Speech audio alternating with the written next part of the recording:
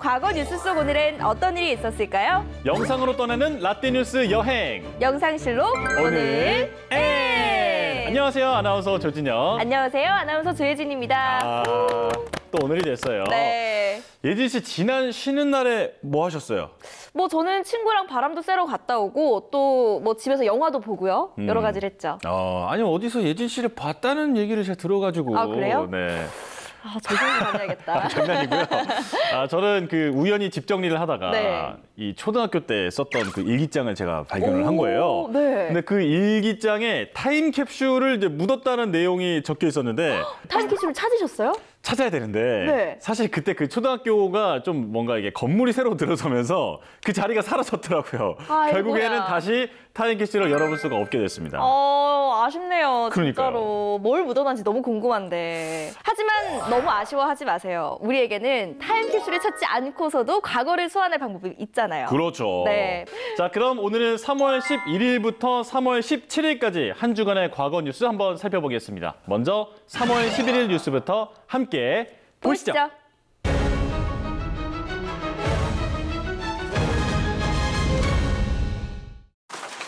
2011년 3월 11일 오후 2시 45분, 일본 도쿄에서 북동쪽으로 370km 떨어진 도호쿠 지방의 태평양 앞바다에서 규모 9.0의 대지진이 발생했습니다. 지진이 발생했어요. 다들 대피하세요. 대지진의 영향으로 후쿠시마에 있던 원자로 1, 2, 3호기의 전원이 멈췄습니다. 당시 후쿠시마 제1원전에 총 6기의 원자로 가운데 1, 2, 3호기는 가동 중이었고 4, 5, 6기는 점검을 하던 중이었는데요. 잠시 뒤 지진 해일이 발생합니다. 이 지진 해일로 인해 원전의 모든 전원이 중단되면서 원자로를 식혀주는 긴급 노심 냉각 장치도 작동을 멈추고 말았는데요. 당시 현장은 지진과 해일로 인해 경보가 발령됐고 사람들은 대피했는데요. 그리고 다음 날인 3월 12일 원자력발전소 1호기에서 수소 폭발이 발생합니다. 이틀 뒤인 3월 14일에는 3호기의 수소 폭발, 15일에는 2호기 및 4호기 수소 폭발 후 폐연료봉 냉각 보관 수조 화재 등 방사성 물질을 포함한 기체가 대량으로 외부에 누출되는 사고가 발생했는데요. 아니 방사능 물질도 누출이지만 바다 오염도 상당하지 않았을까요? 맞아요. 당시에 냉각 장치가 작동하지 않아서 3월 13일부터 냉각수 대신 바닷물을 뿌렸는데 네. 그 바닷물이 방사능 물질을 머금고 바다로 누출이 됐습니다. 그래서 바다 생물이 방사성 오염수에 오염되기도 했죠.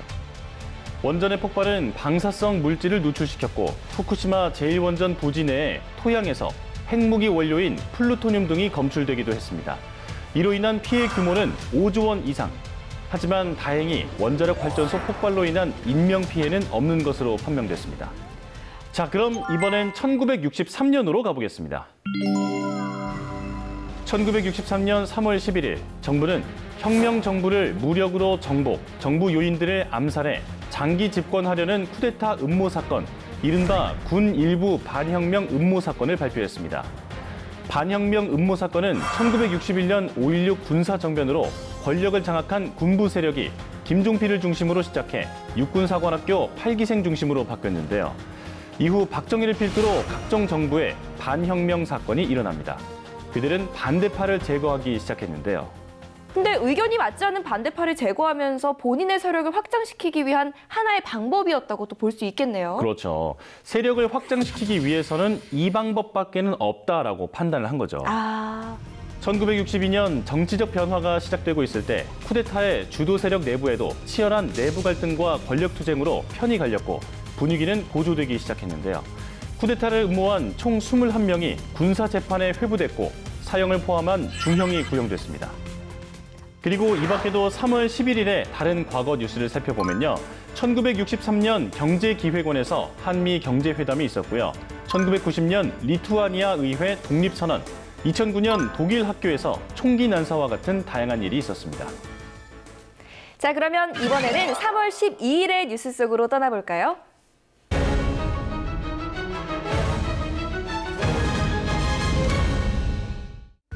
일제강점기 일본에서 불령사를 조직해 중국에서 무장 독립활동을 했던 독립운동가 박열. 1902년 3월 12일은 독립운동가 박열이 태어난 날인데요. 경북 문경시 광산촌에서 태어난 그는 어린 시절부터 일제의 노동력을 착취당하며 고통받는 조선인을 보고 자랍니다. 자, 그런데 불령사라는 조직은 처음 들어보는 것 같아요. 네, 이 일본은 독립운동을 하는 조선인을 불령선인이라고 불렀는데요. 이 독립운동가 박열은 일제에 저항하듯이 불령사라는 항일운동 단체를 조직한 거죠. 그리고 아내 가네코 후미코를 주축으로 한인 14명과 일본인 5명 등이 활동했다고 합니다. 아, 결론은 독립운동 비밀결사 단체였다. 이렇게 볼 수 있는 거네요. 맞아요. 박열은 학교에 다니면서 조선인 교사에게서 민족 독립에 대한 이야기를 자주 듣게 됩니다. 그리고 그는 민족 독립운동의 의지를 불태우며 3.1운동에 적극적으로 참여하는데요. 이후 일본으로 건너가 무장투쟁을 계획합니다. 1923년 9월, 박열은 일본 황태자 결혼식 날 일본 간부들을 상대로 폭탄 투척의 계획을 세웁니다. 하지만 거사를 앞두고 박열은 일본 경찰에게 구속되는데요. 그는 그렇게 22년 2개월간의 수감 생활을 시작합니다. 아니, 이게 그 계획에 그친 상황인데 22년 2개월이라는 이 형량이 좀 너무 과한 것 같은데 이게 어떻게 나온 건가요? 이게 박열 선생님이 잡혀간 그때 그 당시에 관동 대지진이 일어났는데요. 그때 혼란스러웠던 민심을 잠재우기 위해서 일본이 조선인과 중국인 6천 명을 학살했다고 합니다. 아, 그러니까 고작 그 민심을 잠재우려고 죄 없는 6천 명의 사람을 죽인 거잖아요. 네, 그리고 이 학살을 박열 선생님이 만든 불령사에게 뒤집어 씌우기까지 합니다. 하지만 박열 선생님은 오히려 더 당당하셨어요. 재판을 통해서 일제의 만행을 세상에 알리고 전 국민이 각성할 수 있도록 계획했거든요. 야, 재판장! 俺の肉体はあんたらが好き勝手に葬れる。俺の精神は入ったらいいだろう。 자, 그러면 이번에는 1963년으로 떠나볼까요? 1963년 3월 12일, 우리나라 대한석유공사가 외국으로부터 2,500만 달러를 투자받아 울산에 국내 최초의 정유공장 건설을 시작했습니다. 1963년이면 우리나라의 그 산업화가 시작됐을 그 시기잖아요. 그렇죠. 이 정유공장 착공은요, 한국 산업화에 신호탄을 쏘아 올린 것이나 다름없었는데요. 당시는 개발도 해야 했고 또 싼 값에 에너지를 확보하는 게 관건이었다고 합니다. 일단 정유공장의 등장은 경제 발전에 크게 이바지를 하게 된 그런 셈이네요. 울산 정유공장은 착공 1년 1개월 만인 1964년 5월 준공됐습니다. 그리고 하루에 5만 5천 드럼의 원유를 정제하고 생산했는데요.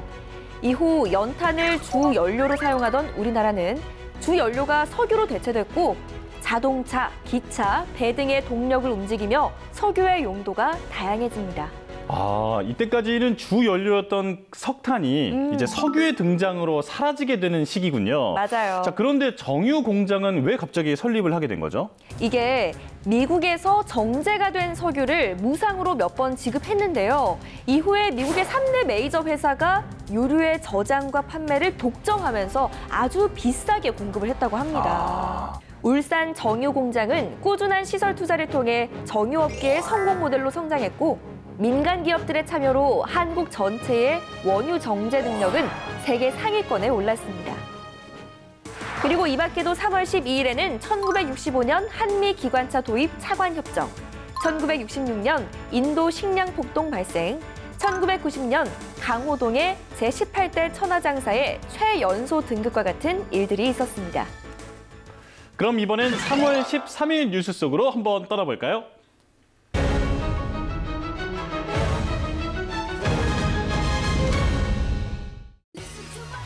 2002년 3월 13일 10대 댄스 가수 보아가 일본에서 발매한 앨범 내 마음에 귀 기울여 바로 일본 오리콘 차트 1위를 차지했습니다. 일본 최고 인기 가수였던 아무로 나미에를 2위로 따돌린 건데요. 보아는 1세대 솔로 가수로 데뷔한 이래 가창력과 댄스, 외모 등 3박자를 고루 갖췄는데요. 이런 완벽한 상태로 2001년 3월 일본에 진출해 4장의 싱글 음반을 발표하며 활동했습니다. 드디어 보아는 첫 정규 앨범을 발표했고 음반 판매량으로 집계되는 일본의 빌보드 차트인 일본 오리콘 차트에 등장했습니다. 한국인으로서 일본의 오리콘 차트에 1위로 오른 건 보아가 최초였습니다. 지난 1년간 일본에서 싱글 음반 5장과 정규 앨범 1장 등 모두 6장을 냈습니다. 이들 음반 모두가 일본의 빌보드로 불리는 오리콘 차트 상위권에 랭크됐고 이 가운데 정규 앨범 Listen to My Heart은 발매와 동시에 차트 1위라는 놀라운 성과를 거뒀습니다. 지금 BTS가 국위 선양을 하면서 정말 세계의 주목을 받고 있잖아요. 과거에는 이 역할을 보아 씨가 했네요. 그렇죠. 일본 활동 열심히 하고 또 한국도 열심히 해서 아시아 쪽으로도 많이 갈 것 같고 또 기회가 된다면 아메리카 쪽도 갈 예정이에요. 그럼 이번엔 1986년으로 가보겠습니다. 1986년 3월 13일 북한에 납치됐던 영화감독 신상옥, 배우 최은희 부부가 납치된 지 8년 만에 극적으로 탈출했습니다. 베를린 영화제 때문에 갔던 오스트리아의 수도 빈 호텔에서 북한 감시원을 따돌리고 극적으로 탈출에 성공한 건데요. 정말 다행이네요. 그런데 북한에서 이 두 사람이 어떻게 납치가 된 거예요? 영화 배우 최은희 씨가 먼저 납치가 됐어요. 1978년 1월 11일 홍콩에 갔다가 사흘 뒤인 1월 14일 북한 공작원에게 납치가 됐고 배편을 통해서 황해도 해주를 통해 납북됐다고 합니다. 아니 그러면 신상욱 영화 감독은요? 남편인 신상욱 감독은 부인의 실종 소식을 듣고 네. 부인을 찾아서 미국과 일본을 돌아다녔는데요.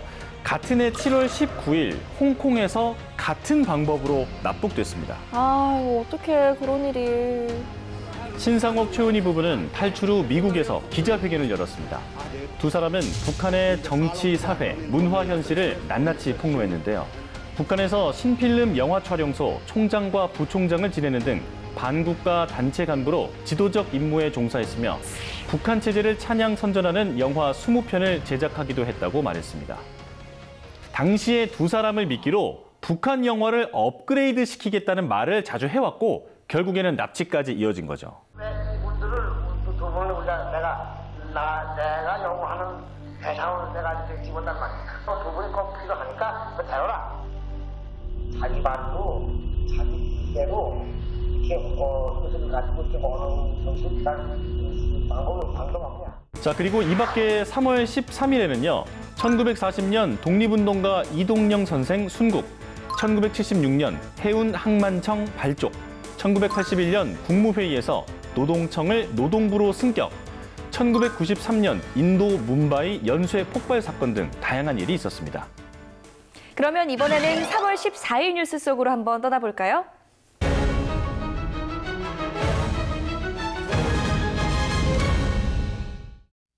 (1991년 3월 14일) 경상북도 구미시 구포도에 있는 D전자의 페놀 원액 저장 탱크에서 페놀 수지 생산 라인으로 통하는 파이프가 파열됐습니다. 파열과 동시에 유출된 30톤의 페놀 원액은 옥계천을 거쳐 대구 상수원인 취수장으로 흘러들면서 수돗물을 오염시켰는데요. 저 이 사건 알아요. 그 삼진그룹 영어 토익반이라는 영화에 나오는 사건이잖아요. 맞아요. 당시에 실화를 바탕으로 영화가 만들어졌고 많은 사람들이 이 사건을 알게 된 큰 역할을 하게 된 영화였습니다. 그리고 페놀 유출 사흘이 지난 1991년 3월 17일 낮뉴스부터 KBS TV와 라디오를 통해 특종 보도되면서 전국에 알려지기 시작했습니다. 검찰은 이후 조사를 통해 D전자가 비밀 배출구를 통해서 5개월 동안 페놀 폐수 325톤을 내보낸 사실도 밝혔는데요. 결국 낙동강 페놀 오염 사건으로 D전자 구미공장 공장장과 대구지방환경청 단속 공무원 등 15명이 구속됐습니다. 자, 그러면 이번에는 2002년으로 떠나보겠습니다. 2002년 3월 14일 북한에서 중국으로 탈출한 25명의 탈북자가 중국 수도 베이징의 스페인 대사관에 진입했습니다. 그리고 그들은 난민에 대한 지위 부여와 한국으로의 망명을 요청했는데요. 한국으로 망명을 요청한 탈북자 25명이 탈북한 이유는 뭐였나요? 일단은 탈북민은 22명의 6가족과 개인 3명으로 구성이 되어 있었고요. 탈북의 이유는 먹을 것이 없고 자유가 없어서 북한을 떠나 중국으로 왔다, 이렇게 밝혔다고 합니다. 정말 살기 어려운 상황에서 최후의 결단을 내린 거네요. 탈북자 대부분은 한국으로의 망명을 강력하게 희망했고 중국 정부가 자신들을 다시 북한으로 보낼 경우 목숨도 끊겠다는 강력한 의지를 보였는데요. 자유를 찾아 목숨을 건 탈출을 감행했던 북한 이탈 주민 25명이 제3국 필리핀에서의 마지막 밤을 보냈습니다. 이들은 지난 사흘간 마닐라에 있는 한 필리핀군 정보사령부 기지에 격리돼 보호를 받은 것으로 알려졌습니다. 꿈이 이루어졌기 때문에 안심을 하고 있고 한국에 가는 것을 기대하고 계시고요. 저희가 제공한 도시락과 된장국 식사를 다 하시고 있고 밀고 당기는 필리핀 정부와의 협상 끝에 마침내 탈북자들의 서울행이 18일로 확정됐습니다. 3월 18일 입국하도록 그렇게 최종 결정을 했습니다. 그리고 2002년 3월 18일 북한 주민 25명이 우리나라에 무사히 도착했습니다. 꿈에 그리던 한국에 도착한 이들의 얼굴에는 안도와 기쁨이 교차했습니다. 우리는 죽어도 한국으로 가야 살 길이다 하는 거, 자유를 찾아가야 된다는 그런 결심 가지고 온 겁니다. 그리고 이 밖에도 3월 14일에는 1879년 알베르트 아인슈타인의 출생, 1975년 멕시코 대학생들의 반정부 시위, 2013년 중국철도 총공사 설립 등 다양한 일이 있었습니다. 그럼 이번엔 3월 15일 뉴스 속으로 떠나볼까요?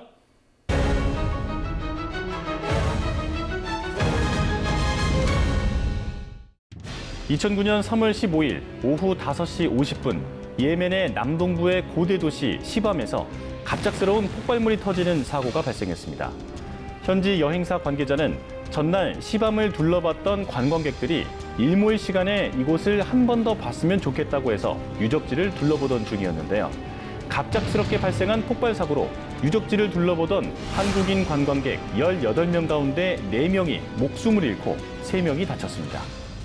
그런데 예멘이 위험 국가로 분류되고 있던 시기는 아니었나 보네요. 네, 당시에는 그 분쟁은 조금 있었지만 큰 내전이 있던 상황은 아니라서 그런 이제 위험 국가로 분류되지는 않았던 상황이었어요. 조사 결과 이 폭발 사건은 국제 테러 조직 알카에다의 10대 조직원에 의한 자살 폭탄 테러로 판명됐는데요. 이후 예멘에서는 테러 용의자 12명 중 6명이 검거됐습니다. 이틀 뒤인 27일 이슬람 웹사이트를 통해 알카에다라고 자신을 밝힌 이들은 이 테러는 이슬람 전쟁에 참가한 한국에 대한 보복이라고 말했습니다. 자, 그럼 이번엔 1960년으로 가볼까요? 1960년 3월 15일 대한민국 정치 역사상 아주 큰 사건이 발생합니다. 바로 제4대 대통령 선거와 대한민국 제5대 부통령 선거에서 대대적인 부정선거가 실시된 건데요. 선거 결과를 미리 분석한 이승만 정권이 정당한 선거를 통해서는 전혀 승산이 없음을 알고 권력을 동원해 대대적인 부정선거 계획을 세우고 수행했습니다. 선거 1년 전 내무장관에 임명된 최인규는 대대적인 부정선거의 지침을 각 기관장에게 극비리에 전달했습니다. 그리고 자신의 직위를 이용해 각급 기관장에 적극적인 선거 개입을 강요하고 기업으로부터 막대한 선거 자금을 마련합니다. 선거 당일 새벽 이승만 정권은 4%나 되는 찬성표를 투표함에 미리 넣어놨고 투표소 안팎으로 무장 경찰과 완장 부대를 배치했습니다. 그리고 개표 결과 이승만 후보가 963만 표로 대통령에 당선, 이기붕 후보가 833만 표의 득표로 부통령에 당선됐습니다. 이 부정선거가 세상에 알려지게 된 계기가 있었을 것 같은데 어떻게 알려지게 된 거예요? 네, 최인규가 내무장관으로 있었을 때 각 단체장에게 선거 개입을 강요했다고 했잖아요. 네. 그때 이런 음모가 어떤 일반 경찰관에 의해서 부정선거 지령서라는 사본이 발견이 됐거든요. 그 후에 이게 민주당에 제공이 되면서 폭로가 된 겁니다. 자유당의 부정선거에 대한 반발로 시위가 시작됐는데요. 특히 마산은 오후 6시부터 밤 11시까지 시위가 이어졌고 끝내 경찰에 의해 강제로 해산됐습니다. 이 과정에서 경찰의 발포로 시민 8명이 사망하고 200여 명이 부상당하는 등 유혈 사태를 빚기도 했습니다. 그리고 이 밖에도 3월 15일에는 1902년 독립운동가 유관순 출생, 1946년 남북 우편물 교환 재개, 1951년 이란의 석유 국유화 선언, 2003년 국방부 군 복무기간 2개월 단축 발표 등 다양한 일이 있었습니다. 그러면 이번에는 3월 16일 뉴스 속으로 한번 떠나볼까요?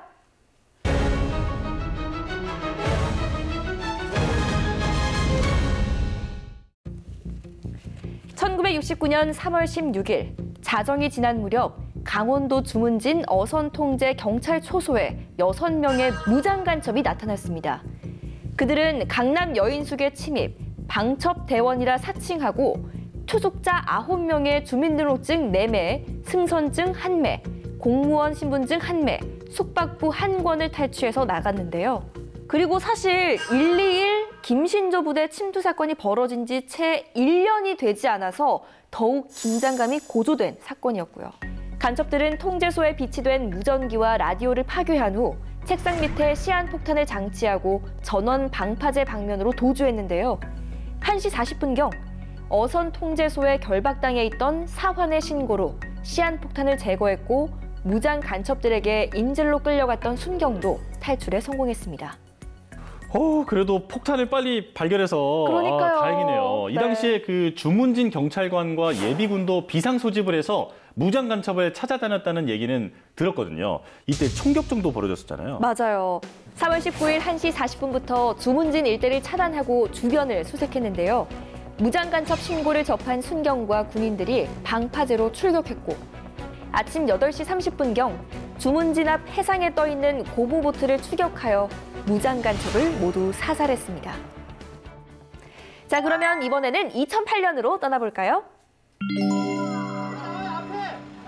2008년 3월 16일 안양 초등학생 실종, 살해 용의자가 검거됐습니다. 경찰은 이날 밤 9시 25분쯤 보령에 있는 어머니 집에 숨어있던 유력한 용의자를 붙잡은 건데요. 용의자의 집은 피해 초등학생의 집에서 불과 130m 정도 떨어진 곳에 있었습니다. 이 사건 2007년 크리스마스 날 친구 만나러 갔다가 맞아요. 여자의 2명이 네. 실종됐던 사건이잖아요. 이양과 우양이 오후 5시에 안양 문예회관 인근에서 목격된 게 마지막이었는데요. 처음에는 두 아이의 실종을 두고 납치나 교통사고 같은 다양한 가능성이 제기됐습니다. 또 학교 근처 산에서 조난당했을 가능성도 나왔는데요. 하지만 근처 산 일대에서 대대적인 수색 작업을 벌였지만 별다른 성과가 없었습니다. 그리고 실종 79일 만인 2008년 3월 11일 경기도 수원의 한 야산에서 여자 어린이 시신이 발견됐는데요. 국립과학수사연구소의 유전자 검사 결과 이 어린이는 실종된 이양이었습니다.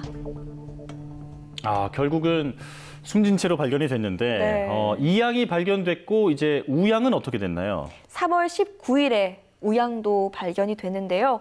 군자천과 군자교의 토막낸 시신을 곳곳에 유기했던 것으로 밝혀졌어요. 안양 초등생 유괴 살인범은 2009년 2월 사형을 최종적으로 선고받았는데요. 하지만 사형 집행이 사실상 멈춘 상태라 실질적으로는 가석방 없는 무기징역수로 구치소에서 수감 중입니다. 그리고 이 밖에도 3월 16일에는 1923년 방정환 색동회 결성, 1956년 한국의 세계기상기구 가입, 1986년 싱가포르의 뉴월드 호텔 붕괴와 같은 일들이 있었습니다. 그럼 이번에는 3월 17일 뉴스 속으로 한번 떠나볼까요?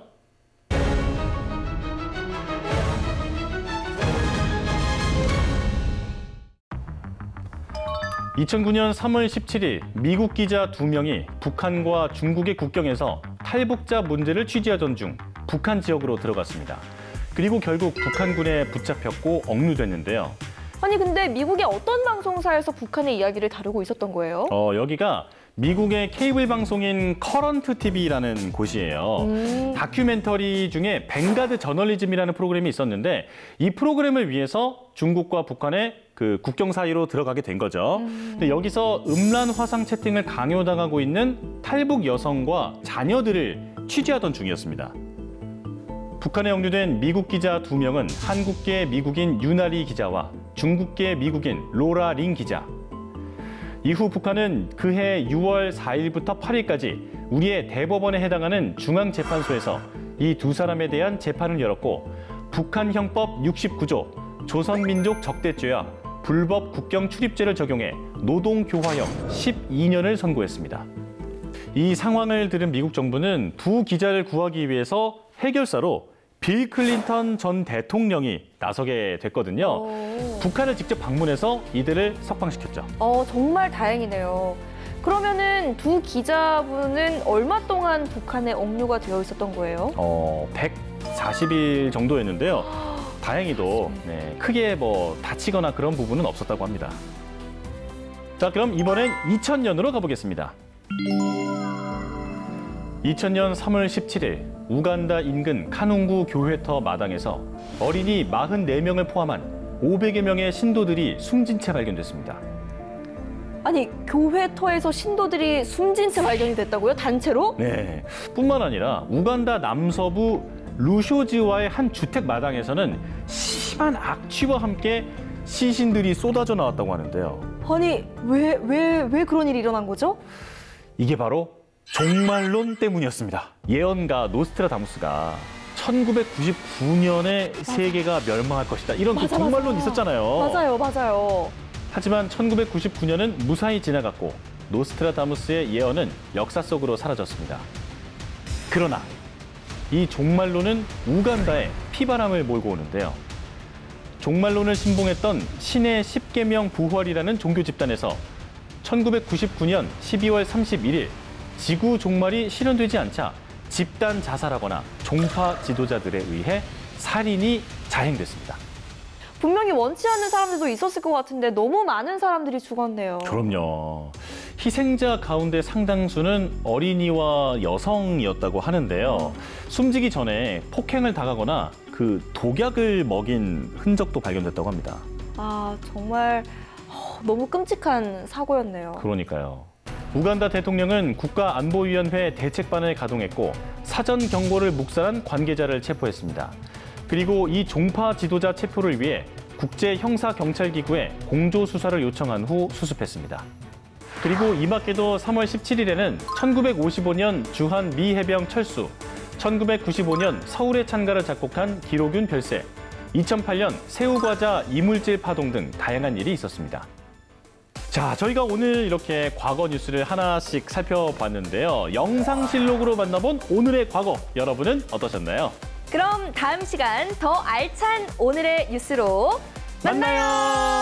안녕.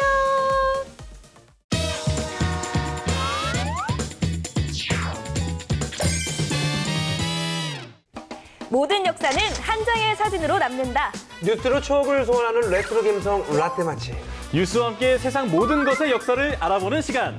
인생이 뉴스다. 우리의 인생 사진을 만나볼 수 있는 유튜브 사진관에 오신 걸 환영합니다. 여기는 라떼 월드. 라떼 월드 아니, 우리 소영 씨 오늘 의상 보니까 왔다. 그분이 왔다. 누군데요? 봄이 왔다. 봄이 왔어요. 노래는 안 부를까? 마음속에도. 아니, 우리 소영 씨 보니까 오늘 진짜 봄이 왔다라는 게 느껴지는데요. 그쵸, 꽃처럼 느껴지시나요? 화사해요. 네. 그래요, 정말. 어깨가 이거. 포인트를 또 딱 찍어주셨네. 제가 오늘 이렇게 봄이 살짝 열리는 느낌으로 살짝 열고 왔거든요. 꽃이 피기 전에 이렇게 맺혀 있다가 이렇게 살짝 이렇게 터지면서 나오는 거잖아요. 이 틈으로 이렇게 꽃이 나온 거네요. 근데 오늘 출근했는데 작가님이 보자마자 혹시 백신룩 아니냐고. 너무 좋다. 요즘에 이게 바로 이제 맞을 때 팔 다 걷어야 되잖아요. 맞아요. 저는 그냥 놔주세요. 이렇게 하면. 야, 라떼는 이게 불주사 룩이었는데. 백신룩 웃기다. 불주사 자국 있잖아요. 그래서 다들 그래요? 옛날에 맞으셨던. 옛날 사람. 저는 없어요. 없어요? 네. 좀 정리 좀 하고요. 네. 자, 이제 봄이 됐는데 가장 설레는 사람들이 누굴까 생각해 보면은 이제 대학에 입학하는 새내기들이 아닐까 이런 생각이 들어요. 맞아요. 맞아요. 저도 약간 대학 들어가면은 뭔가 그런 느낌 있잖아요. 막 이렇게 해가지고 플레이 진혁이 플레이 진혁이 막 이렇게 하면서 치어리딩 있잖아. 남자분들은 이제 항상 헉헉대면서 땀 흘려주시고. 그럼 나는 이러면 이제 물 주고. 이온 음료를 딱 들고 그렇죠. 고마워. 잘 먹을게. 너무 공감 못 하시는 거 너무 하이틴 스타일인가요? 하이틴 스타일. 이것도 옛날 스타일이잖아요. 이거 옛날 스타일이잖아요. 저는 잘 모르겠네요. 아니, 여러분은 그 대학 때 어떤 추억 이런 거 없으세요? 뭐 저는 가장 먼저 떠오르는 건 아마도 뭐 미팅, 과팅 이런 게 아닐까. 근데 한 번도 하지는 못했어요. 에이. 진짜로. 표정이 왜 그러신가요? 아니, 난 자물쇠 다 거기서 만난 것 같은데. 아니, 너무 자연스럽게 과팅, 미팅 너무 좋아하다가 저는 한 번도 해본 적이 없어요. 너무 새침대기 같다. 진짜로 한 번도 하지 못했어요. 아니 그런 거는 저는 여대여서 과팅을 못 해봤는 게 이게 성립이 되잖아요. 남녀 살짝 제가 여중 여고를 나왔다 보니까 약간 그 이성 친구에 대한 그 두려움이 있었어요. 그래서 그게 폭발을 해서 요즘에는 끊이지 않고 폭발이라뇨. 자물쇠 열쇠가 그냥 막 나오는 거예요. 아니 로망이라고 하셨으니까 정말 저한테 로망으로 남아있는 그런 거죠. 야, 정말 얼굴은 점점 빨개지면서 저렇게 뻔뻔하게 거짓말하는데. 봄이 오긴 했나 봐요. 덥네요. 네. 아니 뭐 이렇게 얘기만 할 게 아니라 풋풋한 청춘들이 가득한 이제 그 시절 어떤 그 대학 캠퍼스로 떠나보면 어떨까 싶은데요. 자, 오늘 유튜브 사진관에서는 과거 뉴스를 통해서 시대별 대학 풍경의 변천사를 준비해 봤습니다. 재밌겠죠? 야, 재밌겠다. 진짜 너무 기대된다. 역시 캠퍼스 하면 우리들의 천국이지. 자, 그럼 지금부터 함께 볼까요? 네. VCR 스타트! 대학생만이 할 수 있는 객기를 부려보고 싶어요. 미팅도 해보고요. 친구도 많이 사귀고 이제 공부도 열심히 해야겠죠. 인간을 인간답게 생각하는 진정한 의료인이 되고 싶습니다. 상냥하게 이렇게 애들 안 울리면서 이를 치료해주고 그런 어린이 치과 의사가 하고 싶어요. 고등교육의 핵심 교육기관이자 국가와 인류 사회의 발전에 필요한 학술의 심오한 이론과 그 응용 방법을 가르치고 배우는 곳 바로 대학이죠. 네. 오랜 수험 기간을 끝내고 저마다 부푼 꿈과 낭만을 이제 가슴에 품은 채 대학교 입학을 준비하는 수험생들. 파이팅! 파이팅이 넘치네요. 가슴에 품으니까 그래서 이렇게 책을 이렇게 가슴에 품고 다니는 거야. 맞아. 꼭 대학생들 가면 우리 맞아. 나 때는 대학생 누나들이 이러고 다녔어. 맞아. 그러다 꼭 그 드라마 이 장면 나오잖아요. 어깨 탁 부딪혀. 그러면 훅 떨어뜨려. 그것도 주워 주면서 하다가 소원이 괜찮아요? 뭐 하시는 거예요? 1학년이구나. 아니 근데 이런 상상을 하면서 맞아요. 그래도 이제 대학에 들어가기 전에 약간 걱정되는 부분 있잖아요. 내 점수에 맞춰서 대학에 또 입시 막 수시를 막 집어넣어야 되니까 맞아. 이게 즐겁다가도 이런 수시 입시를 생각하면 막 스트레스 받고 이러죠. 맞아요. 요즘은 대학 지원서를 인터넷으로 다 접수를 하지만 네. 옛날에는 다 종이 지원서를 써가지고 증명 사진이랑 풀로 이게 다 붙이고 글씨도 얼마나 신경 써서 이렇게 썼는지 모르겠어요. 후기로 이렇게. 맞아요. 비쌌어. 맞아. 그때 그 시절 대학 입학 원서를 내던 모습 과거 뉴스를 한번 만나볼까요? 그게 과거예요? 해마다 실시되는 대학 입학 시험. 고등학교 3년 동안 진로를 결정해 놓고 열심히 공부한 수험생은 소신껏 학과를 선택합니다. 아니 사실 저는 대학 원서를 저렇게 내는 풍경을 처음 봐요. 네? 처음 봐요, 저는. 저렇게 직접 대면으로 해서 원서를 넣었었나요? 저렇게 안 하면 대학 떨어지죠. 저 옆에 제 딸이 안 보여요?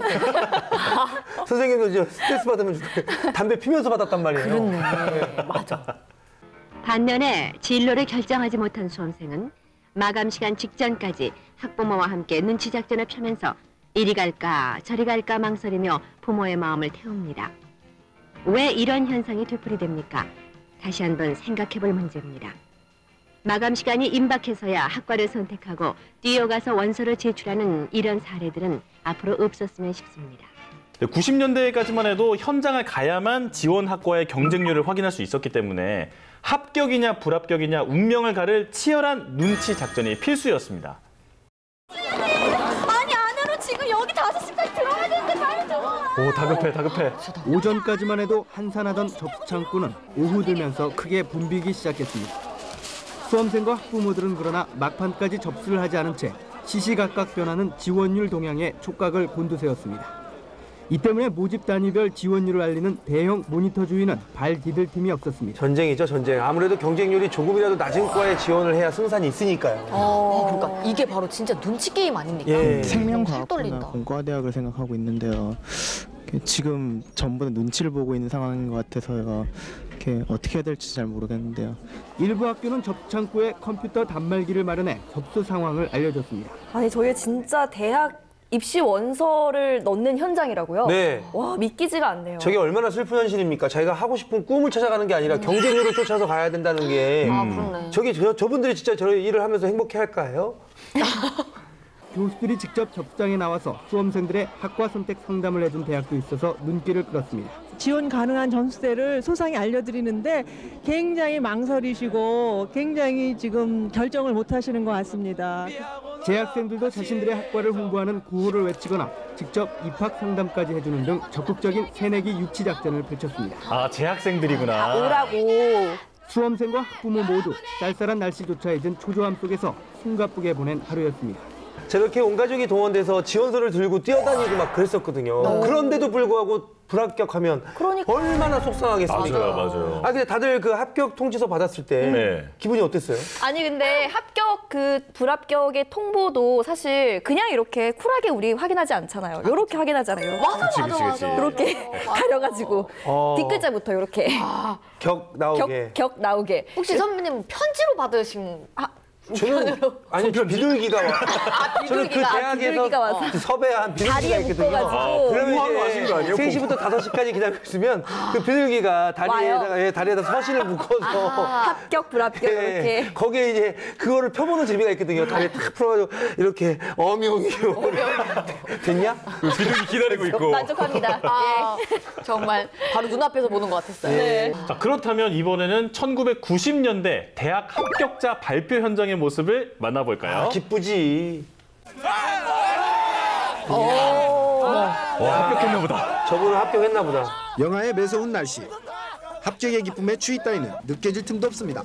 야 근데 저 깨알 같은 글씨 속에서 자기 이름을 찾아야 되는 거죠? 그렇죠. 아니 그러다가 같은 이름이 있으면은 그러니까. 떨려. 아 저는 변자만 보고 너무 좋아했다가 주희가 내 이름이 아니더라고요.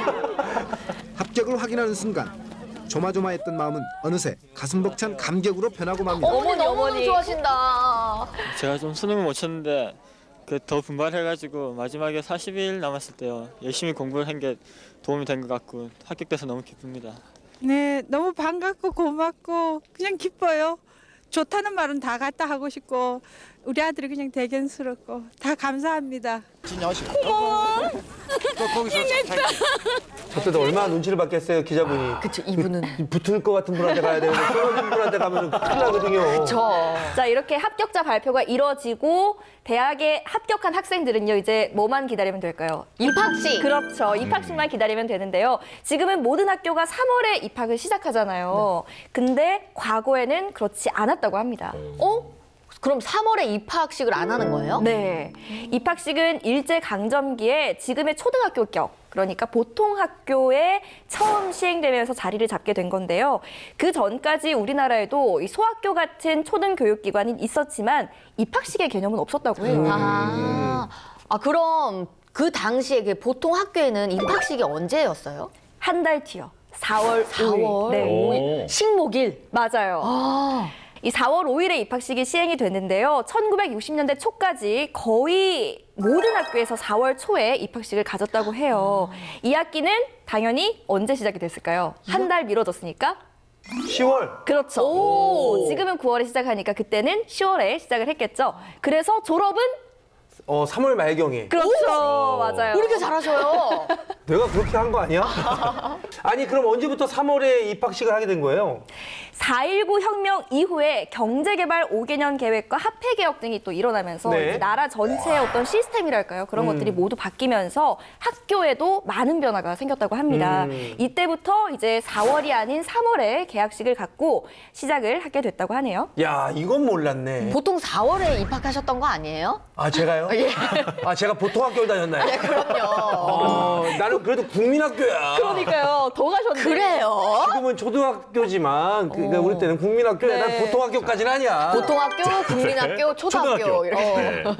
자, 그렇다면 이제 훨씬 더 예전으로 가서 1950년대 4월의 대학교 입학식 현장으로 함께 가보겠습니다. 50년대요? 50년대. 함께 보시죠. 제12회 서울대학교 입학식. 1290년도 국립 서울대학교 신입생 입학식이 4월 1일 동교본부 광장에서 2,700명의 신입생과 학부형이 모인 가운데 거행되었습니다. 뭔가 지금이랑 분위기가 많이 다른 게 군인 같아요. 그렇죠. 그리고 이날 입학식에서는 전국에서 모여든 수많은 수재들을 물리치고 최고 득점을 차지한 조대현 군에게는 서울대학교 총장으로부터 상장이 부여되었습니다. 와, 지금 서울대 수석하신 거 아니에요? 네. 와, 지금쯤이면 저분께서 어떤 업적을 남기셨을지 너무 네. 오래전 일이어가지고. 왠지 대한민국을 위해서 뭔가 큰일을 하셨을 것 같아요. 맞아요. 네. 1950년대 대학 입학식 풍경을 잠깐 만나봤는데요. 그럼 이번엔 시간을 확 뛰어넘어서 2000년대 대학 입학식 풍경을 만나보겠습니다. 힘찬 북소리와 함께 입학식이 시작됩니다.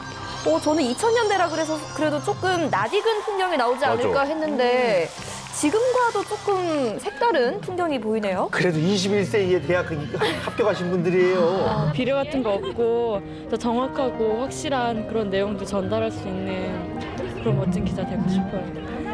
나중에 불어나 영어 같이 여러 외국어를 유창하게 사용하는 그런 멋진 사람이 될 거예요. 공부도 열심히 하고요. 미팅도 많이 하고 즐거운 대학 생활을 보냈으면 좋겠어요. 다들 잘 이루어져야죠. 열심히 노력해서. 그리고 멋진 여성이 되겠습니다. 하나, 둘, 셋. 공사학번 화이팅! 저 때 사실 공사학번 선배가 학교에 있었거든요. 근데 너무 사실 웃 어른처럼 느껴졌어요. 제 입장에서는. 그쵸, 근데 그쵸. 아니 저런 모습을 보니까 선배들도 신입생인 저런 풋풋한 시절이 있었네요. 형님은 몇 학번이시죠, 형님? 진짜 몇 학번이세요? 욕하기 전에 가만히 있어요.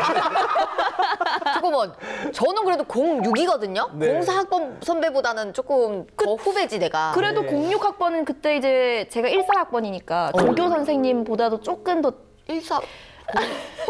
나도 내가 내 무덤을 봤네. 조교 선생님 몇 년이세요? 조교 선생님이셨네, 내가. 난 너보다 10년이야. 이분이요, 교수님! 뭔 소리야? 교수님! 뭔 소리야? 자, 코로나19 이후의 대학 풍경은 크게 달라졌는데요. 팬데믹 속에서 이뤄진 언택트 입학식 현장을 뉴스로 만나보겠습니다. 대학교 강당에 설치된 대형 스크린. 학생 100명의 얼굴이 바둑판처럼 빼곡합니다. 강당에선 총장이 입학을 선언하자 새내기들을 환영하는 폭죽이 터집니다. 이에 입학을 허가함. 야, 갑자기 분위기가 확 달라졌어요. 시끌벅적한 분위기에서. 왜 이렇게 삭막하지? 그러니까.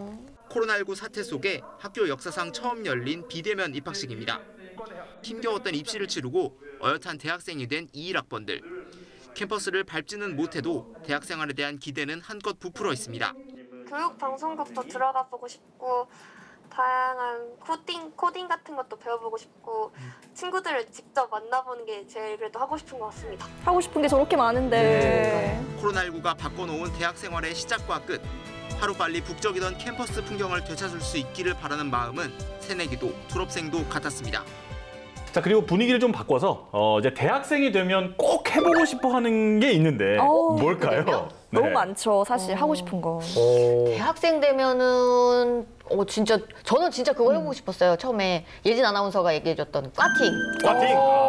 여대를 그렇죠. 가서 못했죠. 아니, 저 궁금한 게 요즘에도 뭐 꽈팅이나 미팅하면 이렇게 소지품으로 뭐 이렇게 하고 이런 게 있나요? 저희 때 있었죠. 소지품으로. 소지품으로 하셨어요? 자기 거 이렇게 꺼내가지고 그 자리에서 가져가기. 소영 씨가 여러 가지 물건 중에 라이터 꺼내가지고. 그래서 그랬더니 남자분들이 다 필요하다고. 왜냐면 불타오르고 싶었던 거잖아요. 맞아요. 뜨거운 사랑을 하고 싶었던 건데. 근데 대학생들이 가장 하고 싶어 하는 걸 항상 물어보면 부모님으로부터의 독립, 자취를 얘기를 하거든요. 맞아. 근데 사실은 지금은 많이 사라졌는데 그 예전에는 신촌에 하숙집이 그렇게 많았어요. 저 봤어요. 응팔에서. 맞아요. 거기서 하숙하신 거예요? 아니, 하숙을 했다는 게 아니라. 그러니까 하숙생이라는 노래도 있잖아요. 인생은 나그네 길 어디서 왔다가. 이 노래 보세요? 정말 잘 부르시는데 모르겠어요. 저도요. 하숙생이라는 노래 못 들어봤구나. 오늘 가서 찾아봐야겠어요. 저 노래 방금 들어보니까 너무 좋네요. 이거 매기는 거야 진짜야? 아니 하숙생 이건 매기는 것 같아요. 아니, 요거는 방금 이게 많이. 자, 우리나라에 하숙집이 생기기 시작한 게 1940년대. 네, 꽤 오래됐죠. 자, 상경한 대학생들이 숙식과 빨래 등을 해결할 수 있는 아주 독특한 한국만의 주거 문화였는데요. 자, 하숙집이 이렇게 본격적으로 늘어난 건 1970년대부터입니다.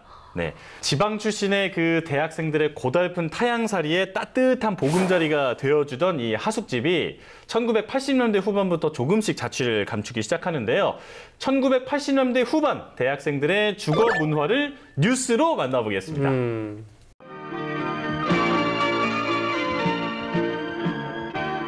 긴 방학을 마치고 교정에서 다시 만난 학우들과 다정한 인사를 나누는 대학생들의 표정은 밝기만 합니다. 다들 얼굴이 밝다. 뭔가 색감이 80년대 같아요. 그래요? 근데 사실 복원 잘했네. 요즘 대학가의 하숙전 세태가 과거와는 다른 양상을 보이고 있습니다.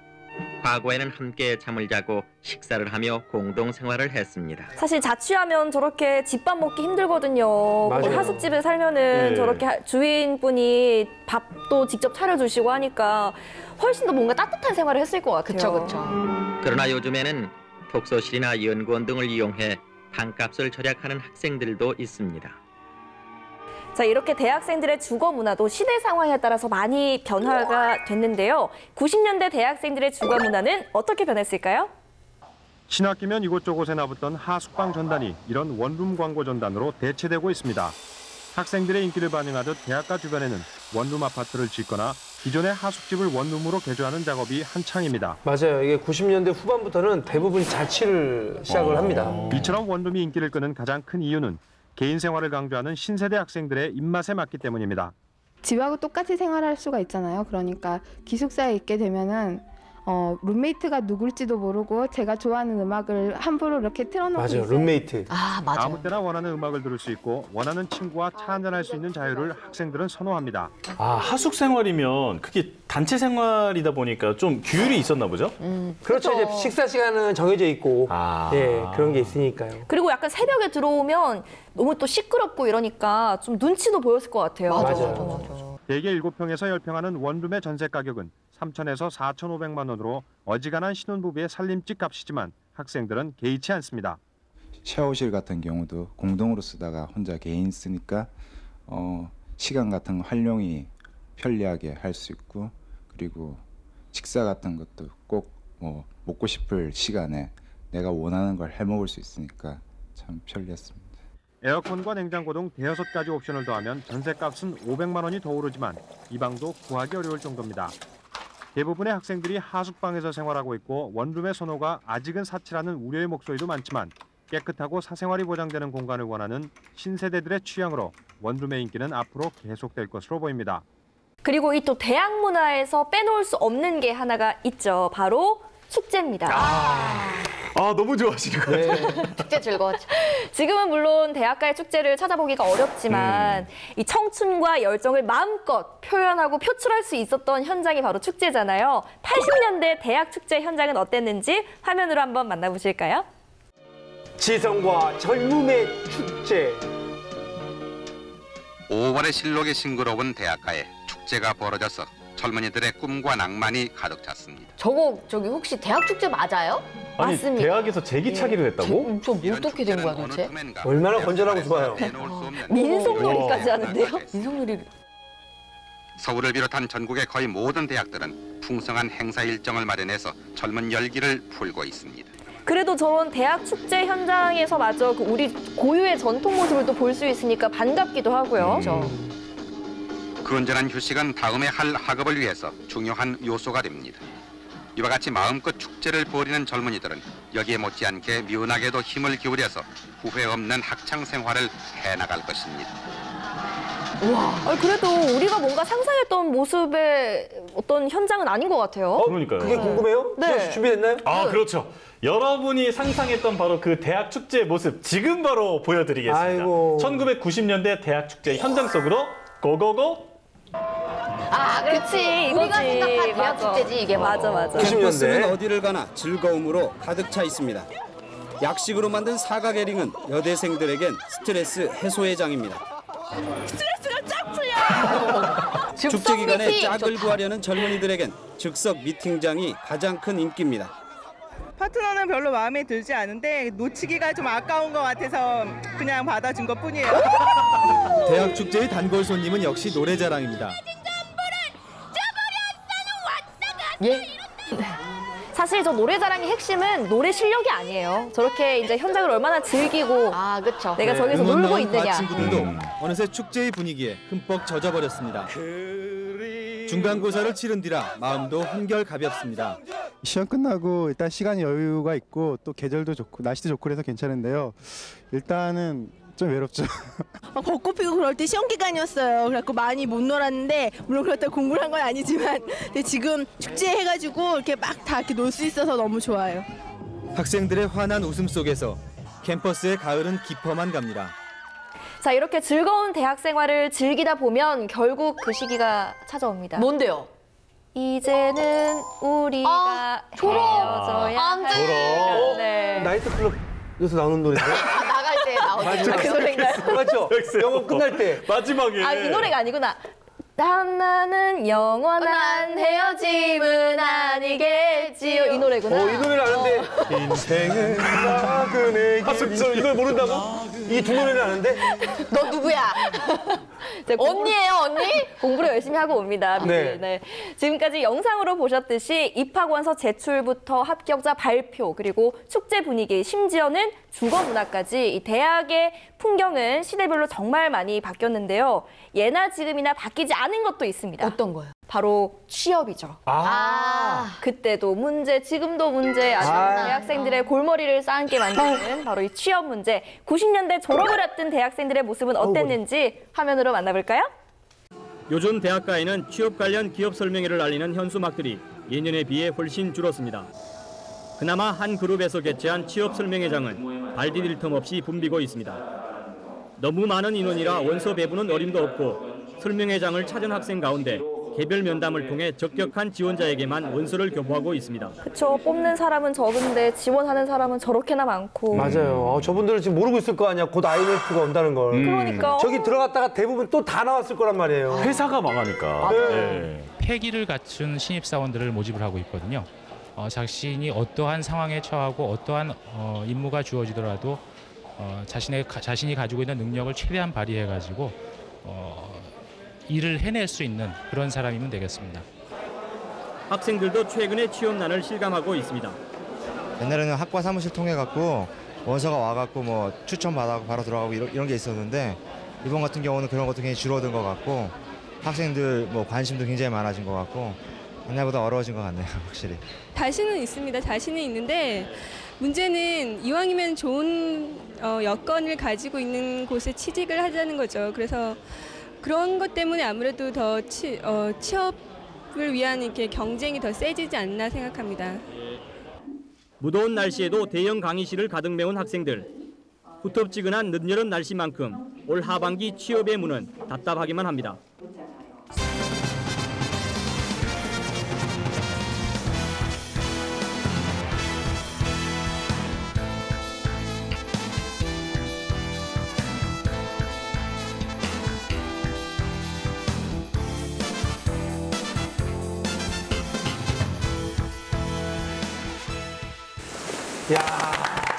그래도 열심히 하다 보면 또 하고 싶은 일, 좋은 직장 들어갈 수 있는 거겠죠? 맞습니다.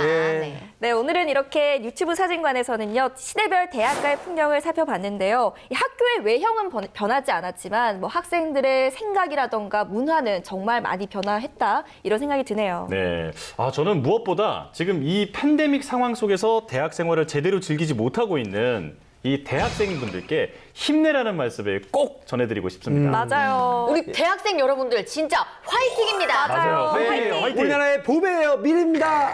힘내세요. 자, 지금까지 유튜브 사진관이었습니다. 뉴스의 바다를 끝없이 떠다니는 본격 뉴스엔을 유튜브. 오늘의 항해는 여기까지입니다. 저희는 한 주 동안 유튜브 타고 신나게 돌아다니면서 재미있는 뉴스들 가득 싣고 돌아오겠습니다.